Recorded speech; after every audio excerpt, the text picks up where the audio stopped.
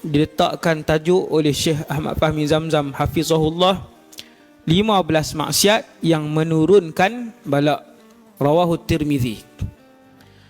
Daripada Sayyidina Ali bin Abi Talib radhiyallahu anhu wa karramallahu wajhah wa alaihi salam, bahwasanya Rasulullah sallallahu alaihi wasallam bersabda, apabila umatku telah melakukan 15 perkara, maka bala pasti akan turun kepada mereka. 15 benda ni kalau buat, mesti turun bala ni, mesti turun. Nabi jamin. Seperti mana ada jaminan kepada kebaikan yang akan berlaku, begitu juga ada ancaman dan peringatan keras daripada Nabi sallallahu alaihi wasallam. Tuan-tuan, hadis ni diterjemahkan oleh Syekh Fahmi. Syekh Fahmi ni orang yang alim lah dalam bahasa Arab, sebagainya orang alim, tinggi ilmunya. Dan dalam pelbagai bidang lain, fiqh pun faqih Syekh Fahmi. Apa yang dia hurai pasal 15 hadis ni, 2 baris saja. Dia kata apa tuan-tuan? Dia kata dunia pada hari ini telah mengalami segala apa yang telah disabdakan oleh Rasulullah sallallahu alaihi wasallam ini. Hak Nabi sebut tu 15 tu semua jadi dah, kata Syekh Fahmi. Hanya mungkin belum sampai ke tingkatan akhir.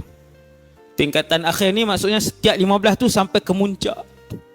Berlaku ada lagi? Berlaku keseluruhannya. Maka sudah layak, wal'iyadzubillah, nas'alullah as-salamah, untuk Allah Ta'ala turunkan bala. Apa dia? 1.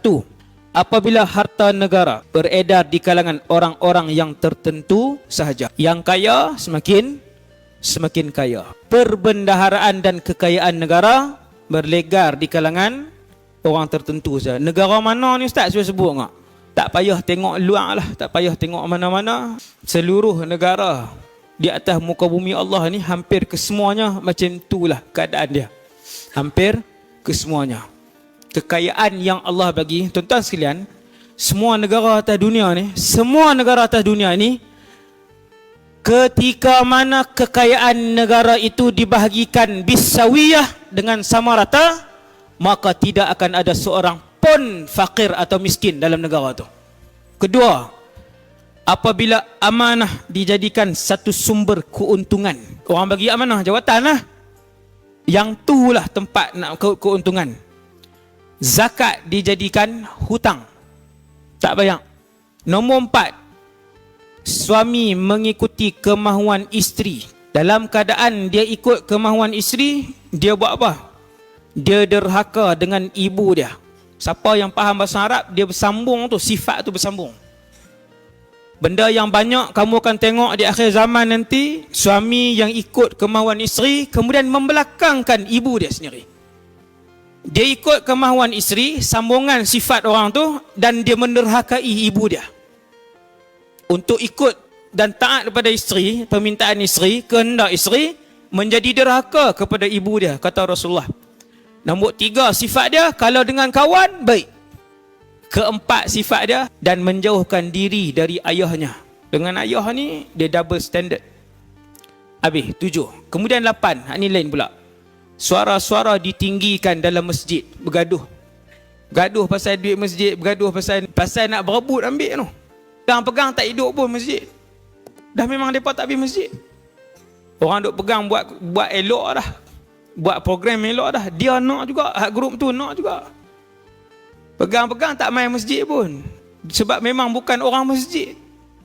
Yang menjadi ketua suatu kaum adalah orang yang terhina di antara mereka. Tuan, hak pegang jawatan tu, dan Nabi kata akhir zaman tu, 15 bala hak orang panggil serangkai ni, 15 serangkai ni, Nabi kata kamu akan tengok yang pegang jawatan, yang jadi ketua ni hak paling jahat.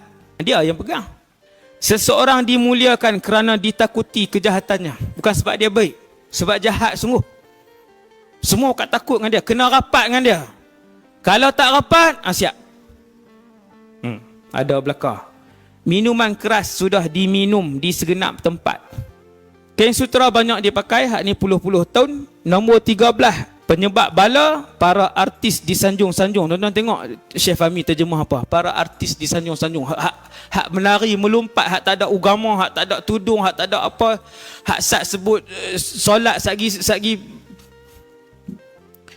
buat benda maksiat pula. Hak ni yang disanjung pada hari ni. Cukup sanjung. Nak buat program mana, nak tarik crowd, kena selit artis 2-3 orang. Hak berjoget, bergelek ni, satgi ramai lah. Disanjung habis-habisan, diberi anugerah, dibuat program jutaan ringgit dalam TV setiap hari.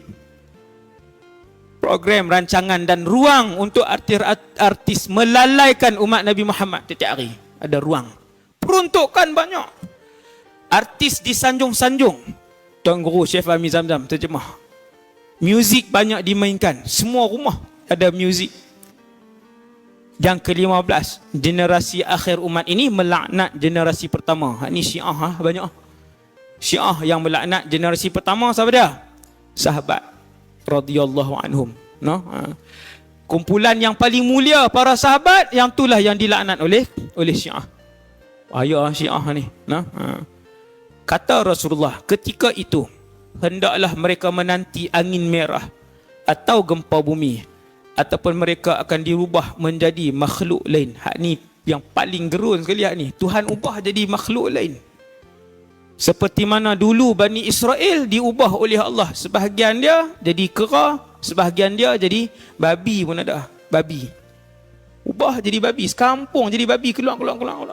Tapi dia tak beranak pinak, dia mati. Masuk hutan apa semua, hidup sampai tua, mati. Bani Israel satu ketika dahulu, dan Nabi sebut, ketika umat aku melakukan 15 maksiat ni, Allah boleh menurunkan bala ini. Wal'iyadzubillah.